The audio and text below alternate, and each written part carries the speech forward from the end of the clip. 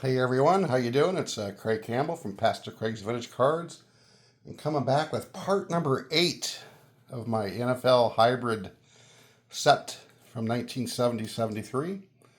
Again, every player that had a card issued is in the set, just one card.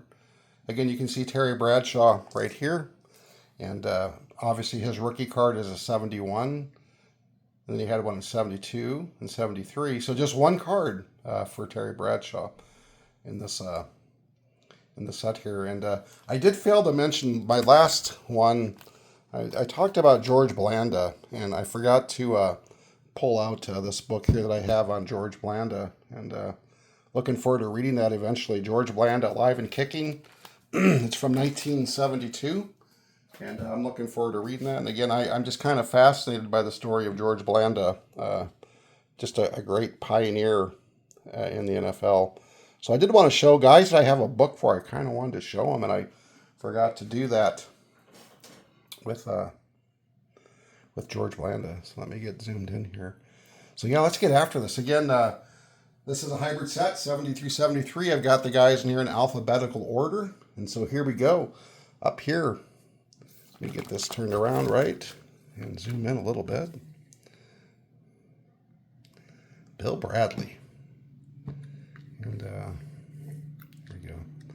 Bill Bradley was sporting a good afro. He's got some really interesting cards with his afro. But I'll tell you what, Bradley was a heck of a player. This is his rookie card. And Bill is in the Eagles Hall of Fame. And he had cards issued from 72 to 77. He was drafted by the Eagles in 69 with pick number 69. And the Detroit Tigers also had offered him a $20,000 signing bonus out of high school. And so he was a heck of a baseball player as well. And he played with the Eagles from 69 to 76, and then he finished up in 1977 with the Vikings and the Cardinals. As a rookie, he was a punter and a kick returner. And in 1970, he was just a punter. In 71, he moved to be a defender, and then he earned all-pro status as a safety between 71 and 73. First team in 71 and 72 as an all-pro. He led the league in interceptions in both 1971 and 72. He was a heck of a player. He was a solid ball hawker for the Eagles there in the early 70s. Bill was cut by the Vikings in 1977, and he signed with the Cardinals toward the end of the year, and he played just in 4 games, and then he retired after that season with the Cardinals. Bill played in 114 games, starting in 80, and he still holds the Eagles' records for interceptions during his career in a season and for yards. I mean, he was really a good ball hawker those first couple of years. I mean, he was a solid player, and he was inducted into the Eagles Hall of Fame. Just a really, really good player. Terry Bradshaw. 1972, they had the regular card, and then they had these pro action cards. And certain players, I really like their pro action cards. And this one here of Terry Bradshaw, I really, really liked. I live in the Ohio, Western PA area. I'm not a Steelers fan, but boy, I sure did like Terry Bradshaw. Looking back, he was just a great, great player. Obviously in the Pro Football Hall of Fame, 1989. His rookie card was a 1971 Topps. And then he had cards issued every year from 72 to 84. He was drafted out of Louisiana Tech, the number 1 overall pick in 1970. He owns almost all the quarterback records at Louisiana Tech. And he was first team All-American, little college All-American in 1969. Of course, he played his entire career with the Steelers. He led the Steelers to 4 Super Bowls in a 6-year span.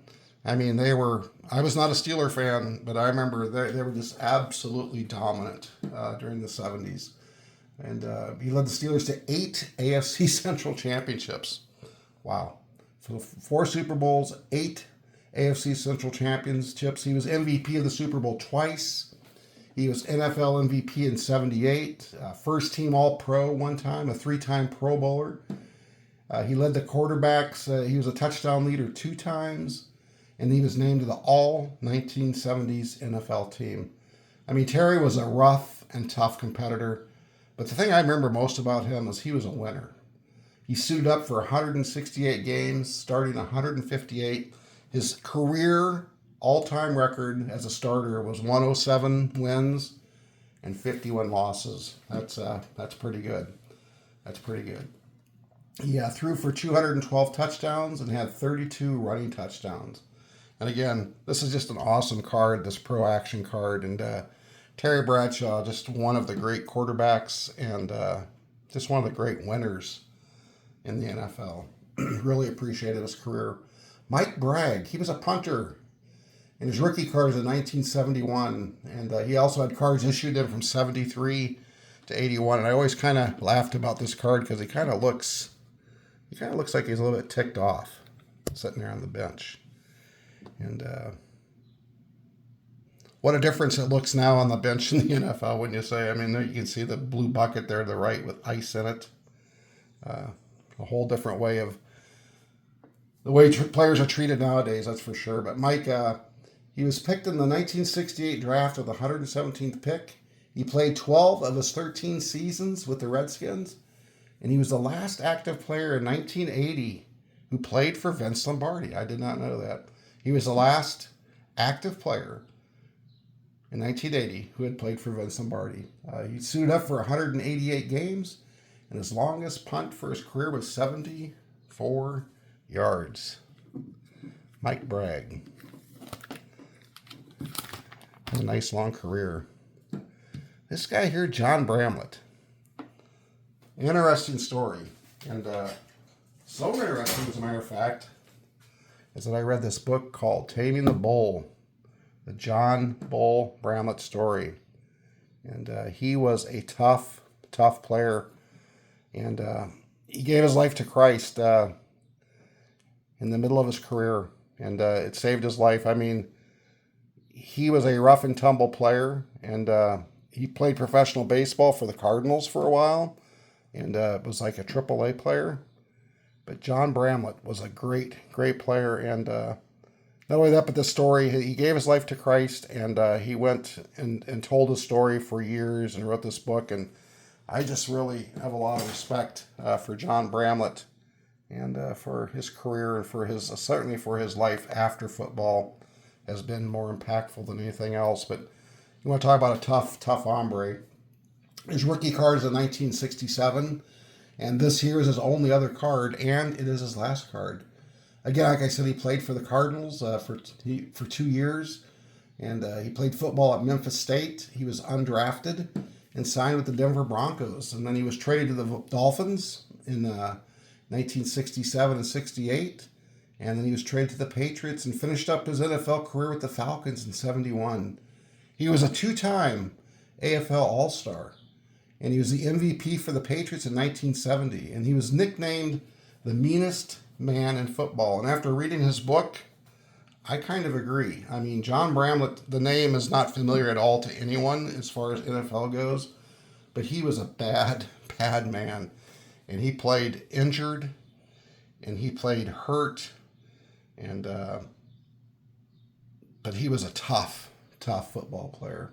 After football, John became a minister, starting the John Bramlett Ministries, and again, the book that I just showed you, the John Bramlett, the Bull Story, and he died in October 2014, and he certainly glorified our Lord and Savior Jesus Christ in his life after football. But what an interesting story to come from the rags to the riches, from a guy that was totally destitute and a pretty violent man, according to his book, to become a minister. Just a great story.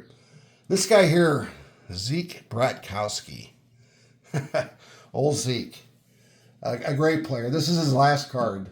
He's inducted in the Packers Hall of Fame. His rookie card is a 1954 Bowman.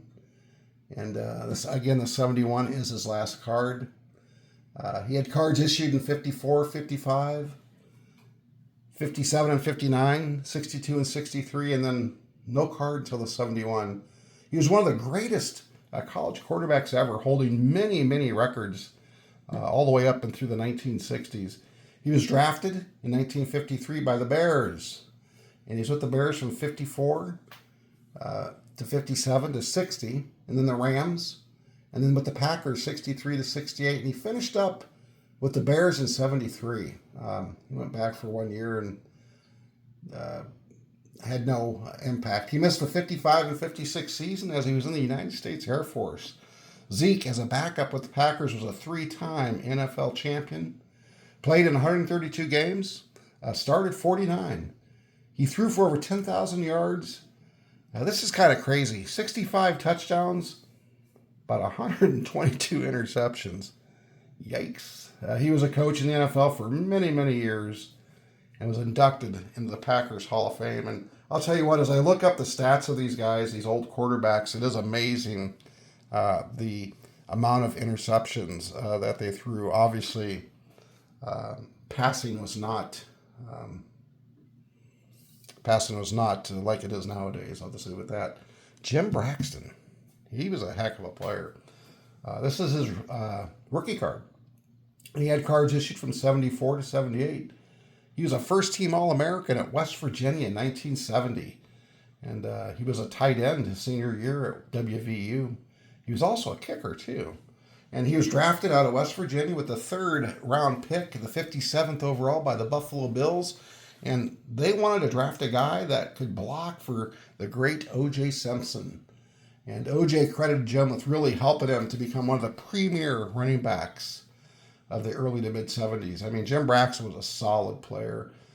He was a dependable runner, gained over 2,800 yards, had 25 rushing touchdowns. He suffered a lot of knee injuries. It was like one year he'd play all the games, the next year he'd miss a bunch. The next year he'd play all, and the next year he'd miss a bunch. So he had quite a few injuries that really slowed down his career. And he finished up the 78 season splitting it between Buffalo and Miami. But he just didn't really gain many yards after that towards the end of his career. He did have 4,300 yards for his entire career with 31 touchdowns. And he suited up in 90 games and started 64. Jim Braxton, a heck of a player, and was really O.J.'s main blocking running back. Greg Brazina. This is his rookie card. And he was a heck of a player, too. He had cards issued in 74 and 75. He was drafted with the 275th pick in the 1968 draft. He played for the Falcons from 68 to 79, starting 140 out of the 151 games he suited up for. He ended up with 12 interceptions and 14 fumble recoveries. And what's interesting is that Greg Brazina and Jim Bramlett had a really close career. And if I remember right in the book, Brazina was one of the guys that brought Bramlett to Christ. And it's just amazing that in this hybrid set, Bramlett and Brazina alphabetically are on the same page and actually right next to each other. And so that's pretty cool. Pretty cool. This guy here, Marlin Briscoe. I like that card, that single bar face mask. That's a pretty cool card. Marlin Briscoe. And that's his rookie card. And he had cards issued then in 74 and 76. He was drafted by Denver. And this is another interesting thing. Marlin Briscoe is the first black quarterback to play in professional football. On October 6th of 1968 with the Denver Broncos, he started a game as a quarterback for Denver, and he was the first black quarterback to start a game in the NFL. He was with the Broncos in 68, the Bills from 69 to 71, then the Dolphins, 72 to 74, the Lions in 75, finished up his career at the Patriots in 76. And he was in Super Bowl 7 and 8 and with the Dolphins, and he was a Pro Bowler in 1970. Marlin ended up with 224 receptions for 30 touchdowns. And as a quarterback, Marlin had over 1,700 yards throwing, 14 touchdowns, and 14 interceptions. And so again, Marlin Briscoe, the first black man to start in the NFL at quarterback. This guy here, Johnny Brockington, this is his rookie card. And John Brockington is really one of my NFL heroes. I mean, as a kid growing up, as a Packer fan, and just a little bit too young to remember the Lombardi years, I remember the 72 season with clarity. That was my first year of really remembering football. And John Brockington was a rookie. And man, did he ever lead the Packers. He was such a great running back out of Ohio State. He was a two-time national champion there at Ohio State, first-team All-American in 1970. He was the 9th pick by the Green Bay Packers in 1971. He was Rookie of the Year in 71. First team All-Pro in 71 and 73. He was the first running back to ever go over 1,000 yards in his first 3 seasons. I mean, John Brockington was just a terrific player, physical running back. But then after those first 3 seasons, man, his numbers just dropped off. And in 1976, he only had 406 yards. He was released by Green Bay after 1 game in 77, and he finished up his career with the Kansas City Chiefs. And he played 95 games, starting in 84. He ended up with 53 rushing touchdowns and had 4 receiving touchdowns. He was inducted into the Packers Hall of Fame in 1984, and he died in March of 23. But I'm telling you, John Brockington, I mean, for them short amount of years, he was unbelievable. He was such a good player, such a good running back, but really, he was a better man, too. John Brockington was very active with the Packers and the alumni, and just a great person. And again, it just kind of amazes me, a guy that had such a prolific early career, and he just wore down so quick. All right, guys, this one went a little bit long, and just a lot of stories to tell about these guys. And Terry Bradshaw, the only Hall of Famer on this sheet here. But great cards. I just so enjoy looking at these cards, putting this together. I hope you enjoyed this. If you did, give me a comment. Let me know what you think, and keep on collecting, and I'll see you soon.